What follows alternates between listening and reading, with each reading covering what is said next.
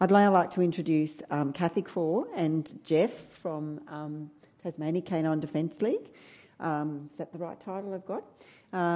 We've been working a lot with them lately, and they're doing great strides, and we're really looking forward to how they're progressing. Thanks.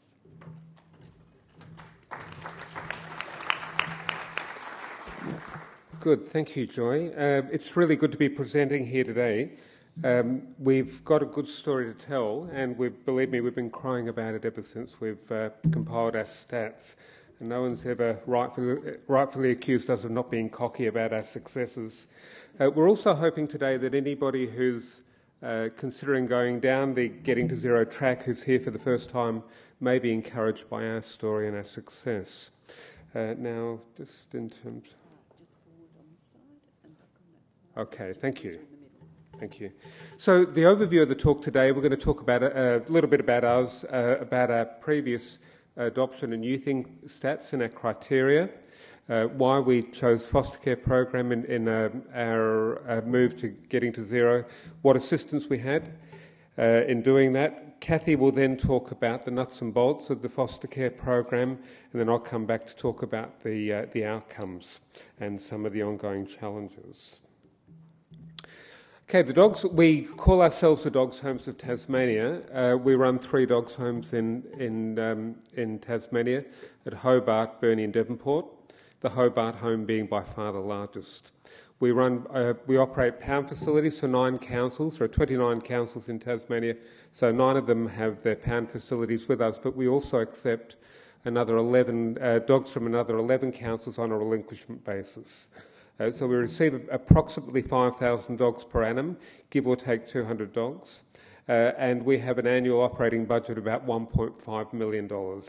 And with that $1.5 million, we actually earn about $200,000 less than we spend. So we're running a $200,000 deficit each year. We run a very lean operation. I guess that was one of the problems when we set out 2 years ago after attending this conference for the first time. And we decided to be part of the Getting to Zero movement. We were so lean, we didn't actually have the wherewithal to set up a foster care program, so we did require assistance. Our euthanasia criteria was as follows: that we euthanize dogs for human aggression and significant dog aggression, where they were complex and difficult to treat. And very difficult and expensive to treat health problems, we would euthanize. If dogs had major problems with confinement stress, we would euthanize. Sorry, I don't quite know how to get rid of that. It's come up on. Fix it down there for you. Oh, okay, thank you. And look, we jump test our dogs. What we've found in the past is that dogs who could easily clear a 5'5" fence would often end up under a car when they were rehomed. So unfortunately, we're still youthing for jumping. We don't rehome pit bulls, and we get a number of dogs that are mandated for euthanasia by courts. So over the 10-year period prior to us starting our foster care program, this was our youthing and adoption situation. The red line being the youthing stats. They weren't a very happy story, particularly around 2004, 2005. Okay, why foster care? One of the other phenomena in Tasmania is that we have very, very high numbers of dogs coming in the winter months. Now, we just simply exceed our capacity to manage the dogs. They just flood in during the winter months, and we simply run out of pens by hundreds. In the summer months, however, our numbers went down very, very low, and this was a regular seasonal phenomena. And so what we were euthanizing dogs through lack of space, and then we had no dogs to rehome during the summer months. So our strategy was to foster dogs out in winter and bring them back in the summer months when we had capacity to take them again, and we could thereby lower our youthing rates. As I said, we run very, very lean across our organisation. We have a one-day-a-week foster care, a one-day-a-week fundraiser, a one-day-a-week media person. We run very, very lean. We have very little capacity for additional programs. So we applied for an assistance package through the Elsie Cameron Foundation and the Animal Welfare League of Queensland, and fortunately they were very responsive to that, and we got an $85,000 grant. This allowed us to employ a 0.5 FTE coordinator to give them a laptop, a phone, and to assist us in some of the additional vet costs. Look, I'd just like to say the dogs we've put up on the slides where opportunity presents are some of the little critters that have benefited from the program, so you might like to bear that in mind as we progress. So I'll just get Cathy to talk about the program. Thanks, Geoff. Our foster care program started 2 years ago. It was the result of a large amount of research. We did a lot of international searching and also interstate searching on different models for the program. And the good thing about the foster care program is that you can pick and choose different components to suit your organisation and make it work for you. With our foster care program, we have two distinct streams. We have our regular foster carers who regularly take our dogs into their home, look after them for a number of days, weeks, months, until they find their own home. We try very hard to adopt straight from foster care so that they are not actually coming back into the shelter unless it's not for the seasonal reason. We also have foster to adopt program, and we use this fairly sparingly, but it's when we have dogs that can't for some reason be adopted straight away because they need extra vetting. They may be small puppies that are underweight, or they may need dentals or something like that. So we feel it's better to get them out into the foster homes with people that actually intend to adopt them, so they're not in our shelters, and when the vetting is done, then they go through the adoption process. Dogs identified for foster care, apart from seasonally for space, we have those recovering from surgery and medical conditions. We have dogs that have come through our foster care program that we would never have been able to save before this. Dogs with amputated limbs, taking out eyes, all kinds of things. We have dogs that need extra socialisation that go into our program, dogs that may never have been in a house before. They're scared of the television, they're scared of the phone, the vacuum cleaner, small kids that run around, you name it. We get them out and their socialisation process happens a lot quicker and they're much easier to rehome. We also have dogs suffering from confinement stress, so those that have been in a kennel for a while. Particularly, we get a lot of working breed dogs in Tassie, so a lot of your Kelpies, healers, Border Collies, they tend not to do very well in a kennel environment, so those are a lot of the dogs that we get out into our foster care.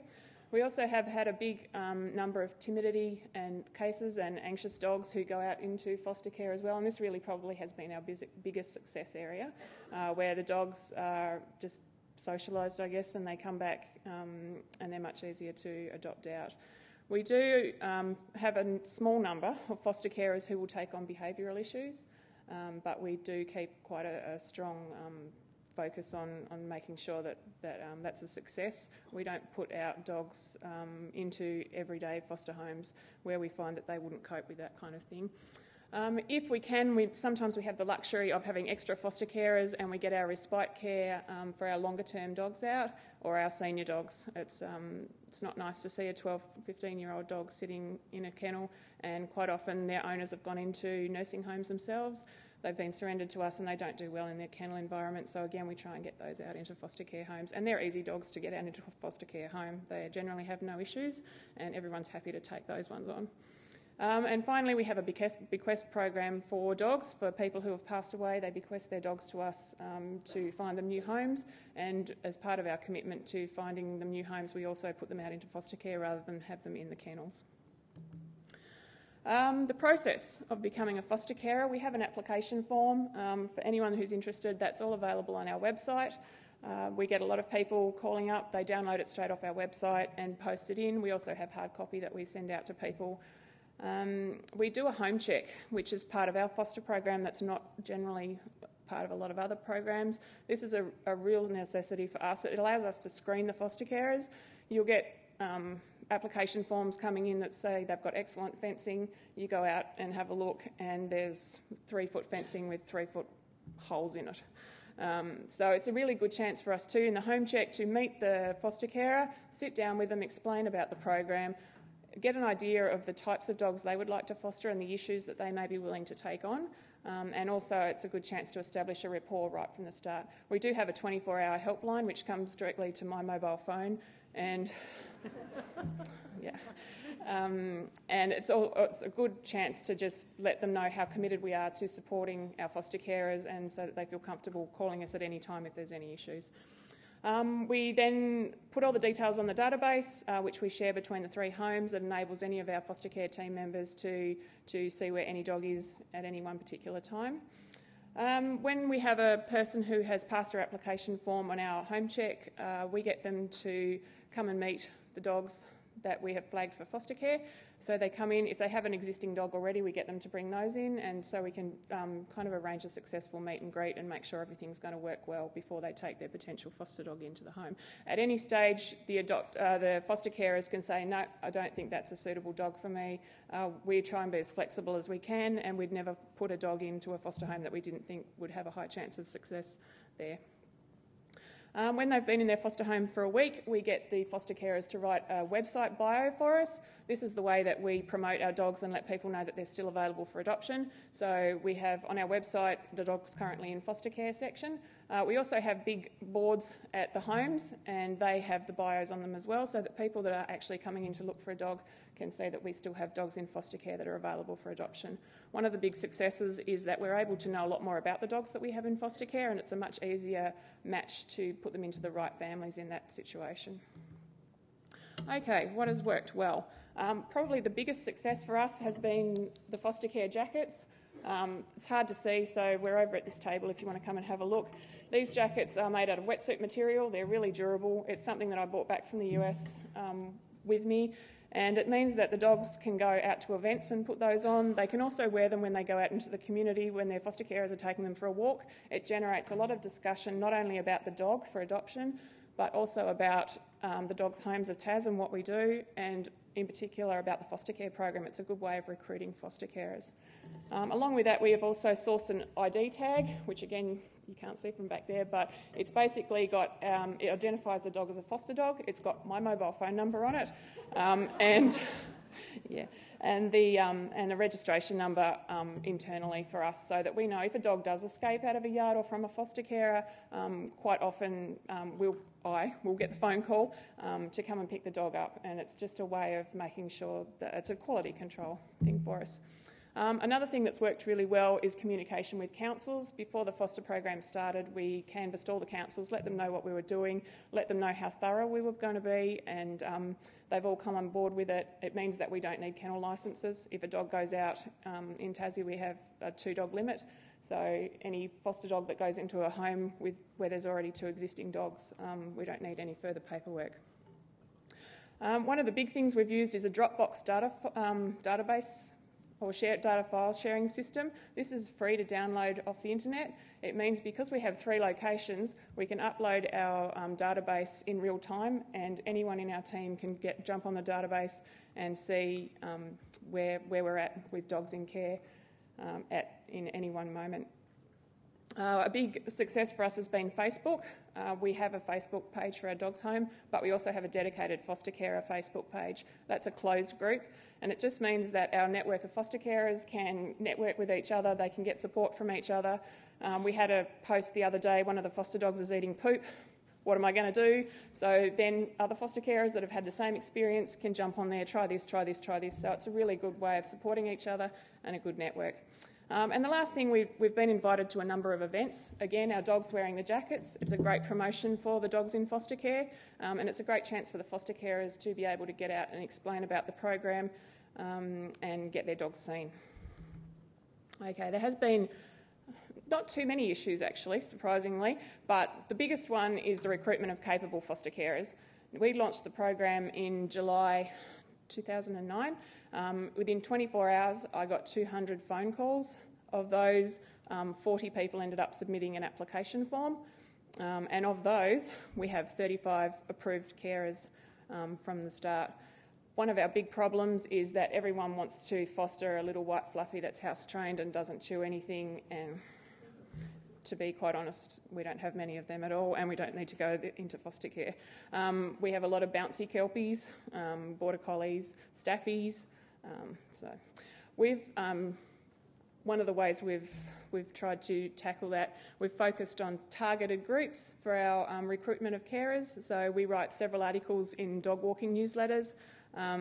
We try and target our existing volunteers, pull on the heartstrings, because they already know the dogs. And we also, we have had a lot of media surrounding our foster care program, and our local newspaper has been quite supportive.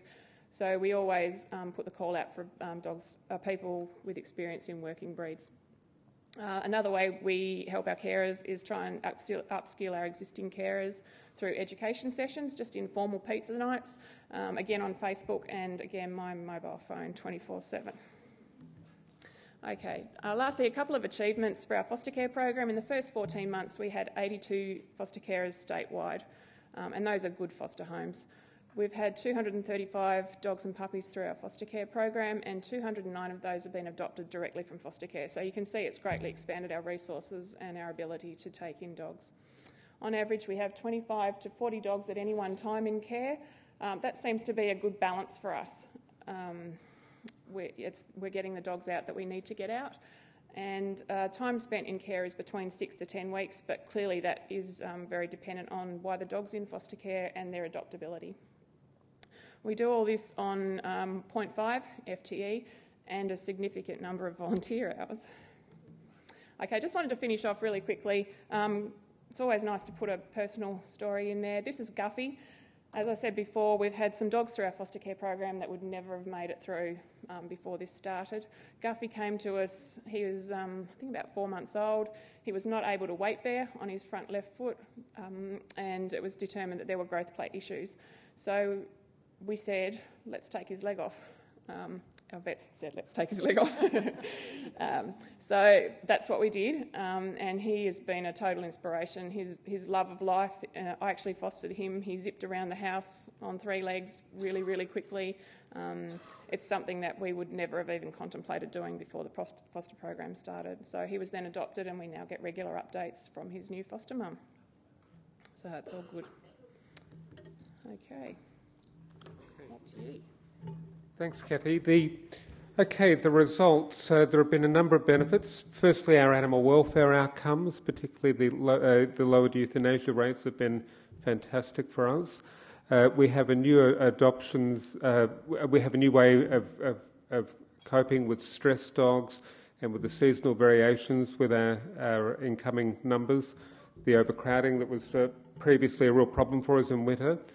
As Cathy said, 209 of the dogs were adopted directly from foster care homes, and we're aware a lot of people won't come into the shelter because they find, even in our sort of very happy shelter environment, they find it quite distressing. So having a new avenue for adoptions has been a real find for us. Our staff morale, I think, is a lot higher. I mean, it would have to be with the success we've had. And I guess we're really focused on trying to improve and foster the buy-in of the public in the work we're trying to do with dogs. And I think we don't have any way of quantifying this, but we think that the public response has been excellent. Look, I'd just like to remind you of the graph. This is a graph I showed you in the first part of this presentation, and that was a 10-year period up to the beginning of the foster care program. Please have a look at what happens in the 11th year with the foster care program.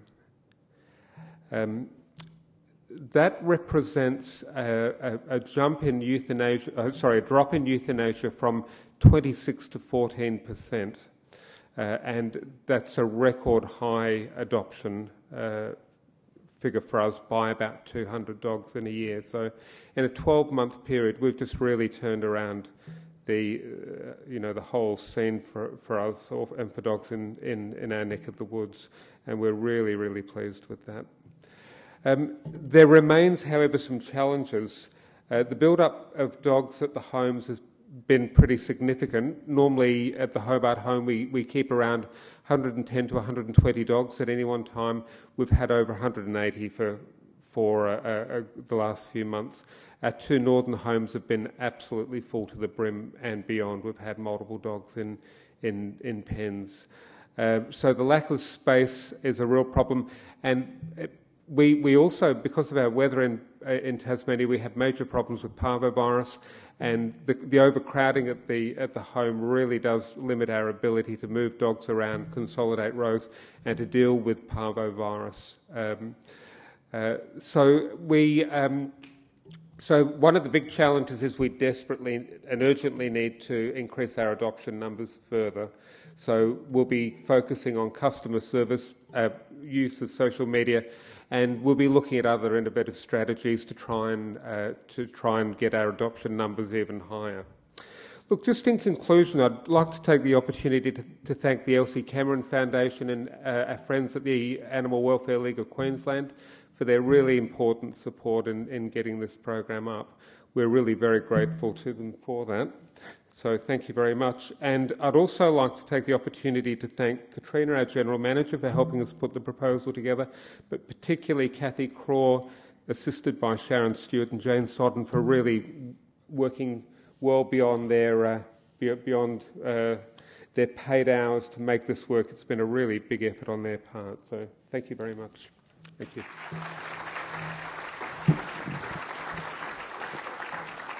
And I'd just like to say, Cathy, I think we'll be coming to you for advice now. That is amazing what you've done. It's a brilliant program, so beautifully put together.